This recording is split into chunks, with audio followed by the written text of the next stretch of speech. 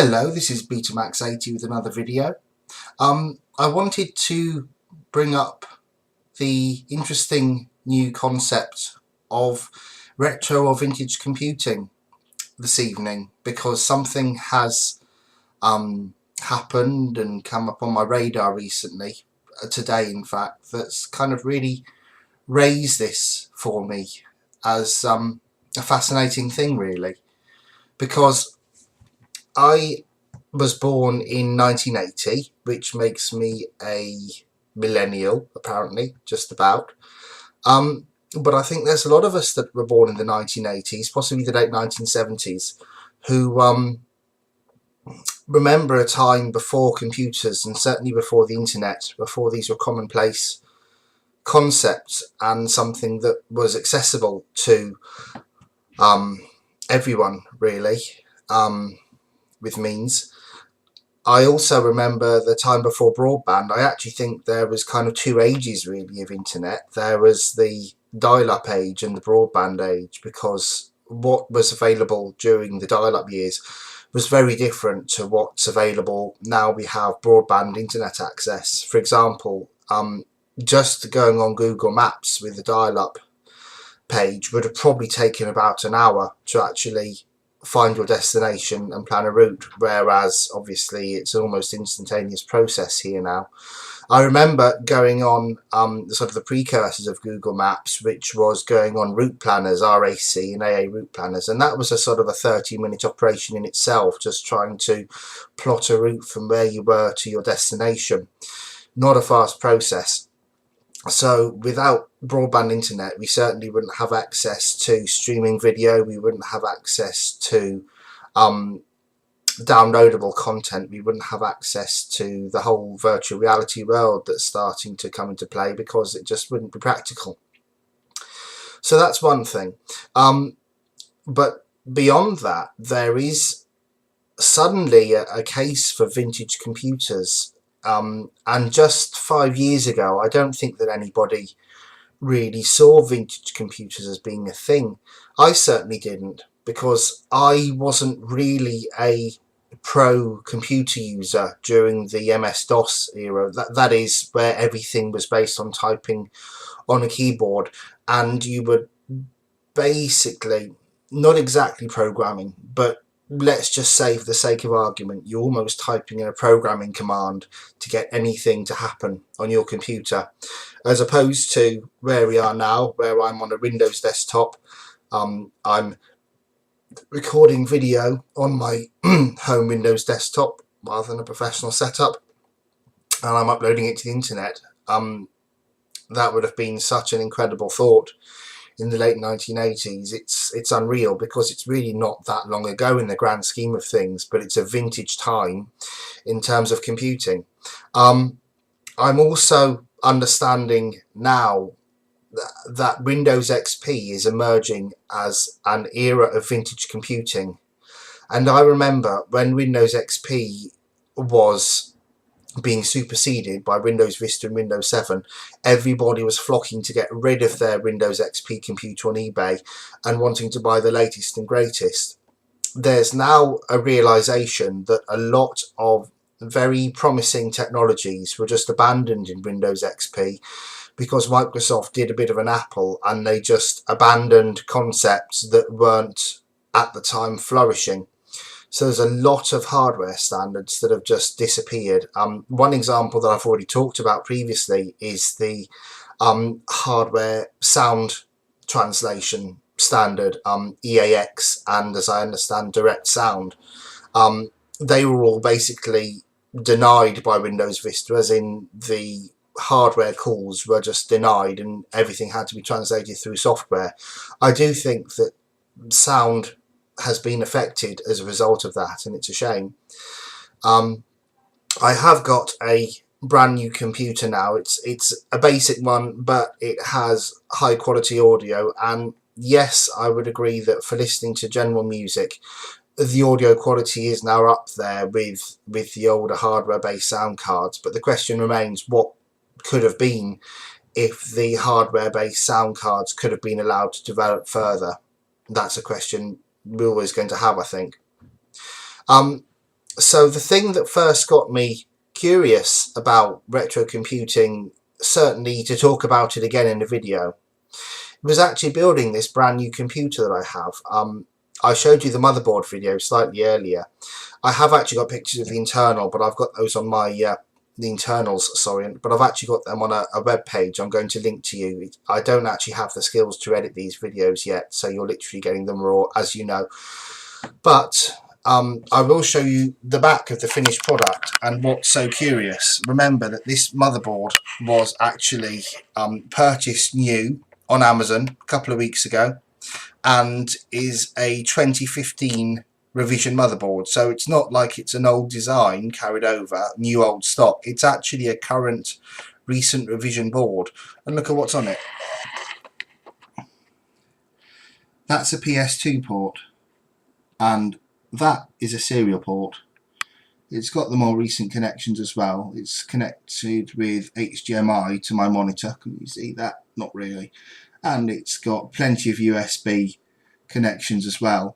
But that is a PS2 port, and that is a serial port. And in 2016, it seems very surprising that a computer would have that. And the other interesting thing is that the maker of this motherboard is actually expecting you to use, this was hard to get as well, this is going to be a thing of the past very soon, this. So you connect one PS2 connector to what's on the back of the case, and then your keyboard and mouse connect to these two, which is initially what the PS2 standard was for, but you need this cable to turn one into two, and the motherboard knows which is which. It's really strange, actually. I didn't know that this was a thing, and I don't know how long it's been a thing. I assume it's a a laptop based solution. But the very fact that there's a standard other than USB on this motherboard, I think is amazing. Really, very surprising. I actually went on eBay and I actually looked for PS2 keyboards and mice, and they really are a thing of the past now. That they're not something that the big manufacturers make anymore. You're either looking at something very specialist like a DAS keyboard or a Cherry, which are very high-end professional keyboards for particular uses really, or you're looking at very, very, very cheap Chinese, Taiwanese manufacturers that we haven't really heard of as a brand name over in the UK at least. And we're talking sub £10 type hardware, which is normally as bad as it sounds. When you're getting a keyboard and a mouse for £10, the plastic's going to creak every time you type. So yeah, interesting. So what I've actually done is I was on eBay looking for a keyboard and mouse that actually suited this standard, this older standard.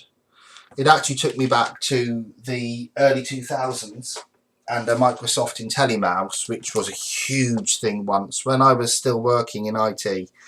2002 to 2005 kind of time, when I was sort of involved in the purchasing decisions. It was a huge thing to have a Microsoft IntelliMouse. They were supposed to be the most comfortable, most well-made mice of all time. I actually hated them because all the ones that were the shiny kind, and I hate the feeling of that shiny plastic. It felt really cheap to me, to be honest with you.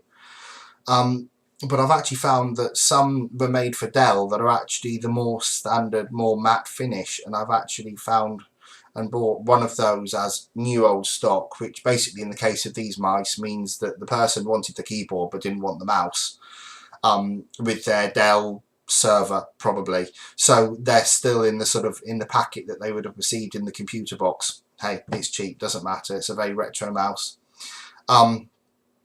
So that'll be fun anyway. Apparently people are back into PS2 again now, this standard, because apparently they are very direct, whereas USB translates things through hardware to get the result on the screen. These apparently are kind of like a direct interface between the device and the processor. Apparently, I don't know. This is what people are saying now. This is the latest. Anyway, the PS2 standard in itself is a fascinating thing, because these connectors actually come from a line of computers, really weird computers that IBM made in the late 1980s to the mid 1990s, actually called the Personal System 2, the PS2, and everything about them was bespoke. I think it was something to do with the fact that loads of people were making clones of their original PC, because IBM had basically made the PC to be cheap to manufacture by having only one custom component, which was actually the BIOS. That is the going in and going out of different hardware peripherals and what they do and how the processor addresses them. Turns out it was very small and very easy to clone, basically, so that wasn't a problem. So I think IBM fought back by making everything very, very bespoke in their next series of computers. Not the next series, but you have the PC XT, you have the PC AT, but basically after they had developed a formal workable PC standard that was becoming universal, let's say, they decided to go for a different range that was more for professional users, which was the PS2, and they used things like micro-channel architecture inside, whereas we had the International Standard Architecture. I think it stood for the ISA, and PCI buses. They went for something completely different on the inside and on the outside. So their monitors connected in a very bespoke way. You had to use an 8514 monitor, or you had to go without, or you had to use, I think it was another monitor would be in a very basic graphics mode, something like that, or text only mode. And the mouse and the keyboard had to use these PS2 connectors. It was the first time these had been seen, but they became a standard with later computers, with the ATX standard, which was a sort of universal adoption of peripheral connections, I suppose, in the mid to late 1990s. And I think that these cables and these connections were used because of the smaller size of the wires and of the connections used. It was less awkward than the big round DIN connectors that keyboards used before, and the square serial connectors that mice used before. They used to have very sort of hit and miss connections, and that used to fall out the back of the computer, and they were kind of the similar kind of connection as you would have in home console computers in the 1980s. So I think that there was a thought that this was a better, more secure standard of connecting peripherals than there was at the time. Interesting. Anyway,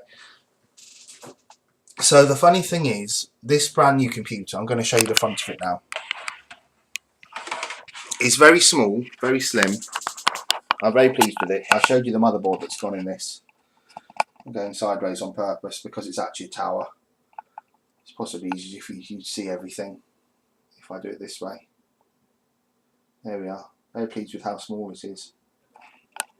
Compare that to the monitor. 24-inch monitor. Just sitting there at the side of the desk. Very pleased with that. And yes, I've managed to connect my wireless Xbox 360 controller. It actually works.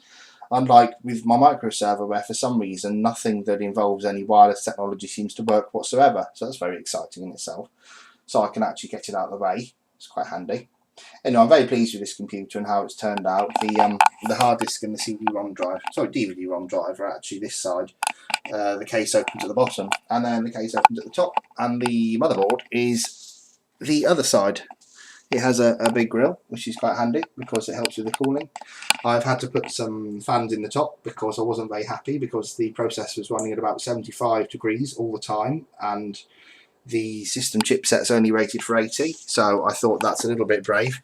So I've actually got some very quiet high-end fans in there, and that solved the problem. Everything's about 15 degrees cooler now, and I feel a little bit more reassured that it's going to survive. Not the most exciting computer I've ever owned. It's very much a workhorse, but then at the same time I needed a very quiet, reliable workhorse that just gets on with things, and it serves that purpose very well. It's no hassle, it's fast. Yeah, fair enough. Anyway, let me show you my micro server. What I was going to say was, this modern small computer I have has all of these legacy peripherals, and yet my old micro server, which I've shown you in previous videos, look at this beast. Honestly, it's crazy. Oh, look at this thing. This is supposed to be small, but it was so loud I mean, I couldn't really keep using it day to day. It was getting so loud. The idea is good. It's small for a server, yes, but it's not small for my desk, and it is a server at the end of the day. So it has a massive grate fan in the back, and it was very loud, and you can't sleep with it, and it doesn't go on standby because it's a server, and HP actually took the standby functionality out of the motherboard, which was nice of them. So that's great. But have a look on the back of this. What is there? Not much, actually. There's no PS2, there's no serial. What you can see there is VGA, so that's for the onboard graphics card, which was atrocious, by the way. It was absolutely atrocious. It is a Radeon, but only just, really. 2 USB, network, external hard disk support, which, yeah, that works. That's terrific. I don't actually know why they included that, to be honest with you. It's a strange addition. There's the power supply. No, there's the power supply. I have kept it quite clean looking at it. You can see the fan fins, so it must be fairly clean. I did keep blowing air at it. And then this is my... No, there we are. That's the back of the GeForce 710. GT710. So the most modern connections on this thing are actually from the add-on cards. So you've got DVI and HDMI from the GeForce 710. It does actually have VGA on it, but you're supposed to use the full height connector or a secondary card. And as you can see, there isn't exactly room for a secondary card on here, so it doesn't have that, to be honest with you.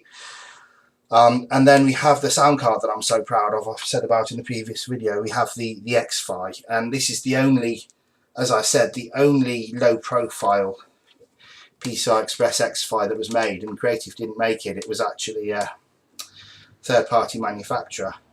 So we have these connections. It's got optical, it's got headphone out, that's a normal sound output, and then this weird thing, which has, as I showed you, this bizarre set of cables. This is another wonderful, let's just split all the cables up after the fact kind of job. But anyway, no serial, no PS2, no USB 3 either, actually. And apparently it was, looking back, it was actually the USB 3 era, but they just didn't put them on there. But what have we got? We've got 4 more USB 2 ports on the front, and that really is it. There's actually another USB port on the inside. While I've actually got the ability to show you this little beast while it's unplugged, I may as well show you the inside. So I've got 4 hard disks in there.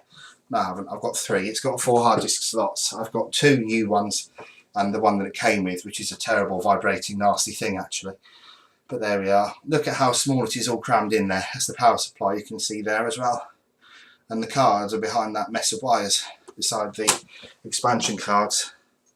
But yeah, it's strange because this is more legacy free than my new computer. Yet it's much older. It doesn't have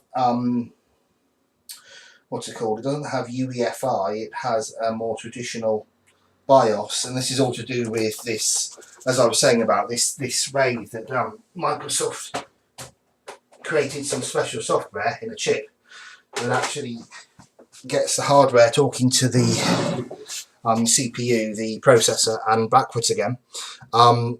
Things have moved on a bit now, and it could have been in that, but they chose not to. They chose to go old school, which is why it's such a great Windows XP box, by the way. But the new computer has got UEFI, which is great because, let's just say, the more standard user isn't so freaked out by a UEFI screen because it's all nice and has a background and has mouse support and has nice pictures and menus. And my new, thanks to mine being an ASRock motherboard, it actually has a spaceship taking off into orbit in an animated background as well, which is all quite cool actually. It's a world away from what I would call a BIOS. But again, if you look on my web page, you'll see the BIOS screen for the micro server, which is weird because the micro server, for a BIOS-based computer, the micro server supports an awful lot of new hardware, if you follow. But then this new computer has all these old school features that the UEFI then has to support. It's strange how computing works, I think, these days. Anyway, I babbled on, but you get the idea. I'm starting to understand that the liking for the Windows XP era computer as being a retro computer, because there are things that you just can't get to work on your computer that are actually quite good inspired ideas, like these sound standards, like the force feedback mouse I was saying about. Is it in here? No, it's not in here. But like the force feedback mouse that I was showing you, that I was saying about before, it's an amazing piece of technology. It was really cool. It's a shame that Logitech made such a boring looking mouse into what was essentially their first gaming mouse. But there we go. This was actually their later revision. That grey one I have was actually a later revision of that mouse. Anyway, by the by, it was brilliant and doesn't work on anything more recent than XP. So that's, again, thanks Microsoft for deciding we didn't need that stuff. Anyway, mice. The reason I'm talking so much about mice is because when I was barely understanding computers, when I was in college the first time studying an IT course with friends who are much more geeky than I was, and we first opened up my computer and looked inside and realised what an awful hag of a thing it was. There was this thing called the Microsoft Home Mouse, and I thought it was so cool because it was blue and it was red, and I thought it looked like a dragon's scales at the top of it. Apparently it was actually supposed to look like two houses. It had angles on it. I'll show you when I get it. It had angles on it. It had like that one and like a smaller one, which was like the house next door, and it had a red bit where the cable came off of, and apparently it was supposed to be like a brick chimney. I don't know, I haven't seen silhouetted houses that are blue and red like that, but it looked really cool. Anyway, I thought it looked like something from Jurassic Park, and I remember seeing it in Smith's and thinking, that is a really solid mouse. And it's really strange because it didn't have a scroll wheel, it only had 2 buttons, but there's something about the styling of it that I just haven't got over to this day. As I say, this was a mouse released in 1994. The one that I've managed to find as new old stock, thank heavens for new old stock. I don't understand how it's still out there, it's incredible. I don't think it will be for much longer, so it's a case of snapping what you can that's new and a fair price while you still can, before it all disappears and gets opened and chucked out because people think it's worthless, I think. Anyway, yeah, I'm really excited to get hold of one of these because it's one of the most iconic mice for me. The fact that it's shaped and it's got these colours, and it's not like it's just been moulded, it's not just plastic moulded on top of a really cheap mouse like these other novelty mice that you see now. This was actually designed as a mouse like this. It was a true usable, functional, designed mouse.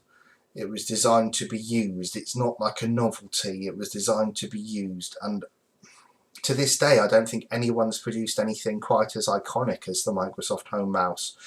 It's weird as well because I look at the date of it sorry, still got this fluey thing. This mouse that was this packaging version, or this revision of the mouse, I don't know if it's a revision or not, we'll see. Anyway, this is from 1997, and the funny thing is it's not even PS2, that standard I showed you, it's actually the one before. It's a serial only mouse. I showed you the serial connector on this computer. Serial mice are such an old-fashioned thing. This is very much Microsoft PC, PCXT, PCAT era stuff, having a serial mouse. Pretty much as soon as PS2 became a standard, again I'll show you the cable, as soon as this became a standard, the colours came later actually. I think this is part of the PC97 standardization project that these had colours, but thank heavens that the colours came because it got rid of a lot of confusion. Anyways, by the by, yeah, PS2 was just so much more handy, and serial mice just used to keep falling out of the port, and the port just used to be very strange and do odd things sometimes and relied on yet another chip. So you know, it's really good that yeah, it's really good that I could get one, but it's really strange that Microsoft, of all people, produced a serial-only mouse so late into the Windows 95, early Windows 98 kind of feature time frame, really. Very odd. But interesting, and I'm absolutely revved up that I'm actually going to be getting one of these. So yeah, let's just say in recent months I've started to understand that there is actually a need and a place for vintage and retro computers, because it's important, I think, to actually document the pathway to where we are now. I'm not so much the kind of person that wants to play all of the AAA game titles. It's not my thing. Even this new computer isn't about that. It will play games up until about 2012, I suppose, maybe a bit newer, haven't tried. But it's not about playing the latest titles. It wouldn't cope anyway. This is about a small, reliable, and let's say compact, out the way, reliable desktop for me to use every day, for me to actually work on without being distracted. This does that really well. I'm very pleased with it. But a lot of things have happened to get us where we are now. I wouldn't have been able to have built a computer this small until about 2005, I suppose. There were people trying to make smaller PCs before then, but they were real compromises, and they were generally based on the insides of a laptop computer, whereas this is somewhere between the two. This is a desktop computer standard that uses a few laptop tricks and tips, let's say, to make it work, such as you may have seen the DVD-ROM drive in this is actually a laptop DVD-ROM drive. It's a DVD rewriter, but these are cheap enough and common enough now, and now available to everybody, whereas they were only really sold to laptop manufacturers previously, that these can become a standard. There are limitations. These aren't as fast. These are very loud compared to the old school desktop DVD-ROM drive, DVD rewriters like I have in the micro server, but they work, they function, and they allow the computer to be a lot smaller and out of the way. It's very interesting. But then, as I say, things had to happen to get this to where it is now. There was a standard that was released by VIA Technologies. I don't know, just one of the many chipset makers where they just decided to go out there and come up with something new. That's turned into a standard for these motherboards called the Mini ITX standard, and that's why these small computers are now possible, thanks to them being a bit different in 2000. And prior to that and since that, there's all kind of manufacturer-specific standards that have actually grown into universal standards that have allowed computers to develop as they have. And I think that it's worth documenting these massive changes and these small steps that manage to drive everything forward before it gets forgotten, before it seems like these are just, I don't know, consumable boxes, black boxes that just do what we ask them to do, and the internet just works, because it's not like that. And so many people have tried, so many, not lives, but let's say careers and livelihoods have come and gone to actually drive forward the computer to the state we see it in today. Anyway, I hope you found this video interesting. I'm hoping to upload another one when I actually receive the mouse, perhaps an unboxing. I feel bad about doing that, but I need to feel one of these Microsoft Home mice in my hand, because it's been so long. We're talking 21 years of sealed, unused, dated technology right there. It's going to be incredible. Anyway, yeah, I should get on with something productive now, but it's useful for me to do these videos because it gives me a bit of a creative outlet. Anyway, speak to you soon. Bye.